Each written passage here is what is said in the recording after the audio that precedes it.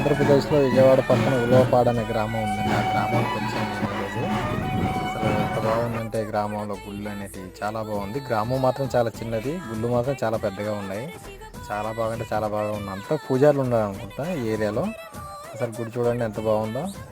ఆ వ్యూ కానీ ఇలాంటి 4 గుళ్ళు ఉన్నాయండి. నేను ఈ ఒక్క గుడినే షూట్ చేశాను, టైం లేదు నాకు అనేసి.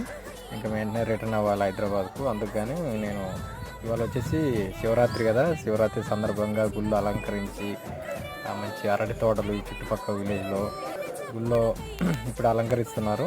ఇంకా పూజలకు సిద్ధమవుతున్నాడు శివుడు.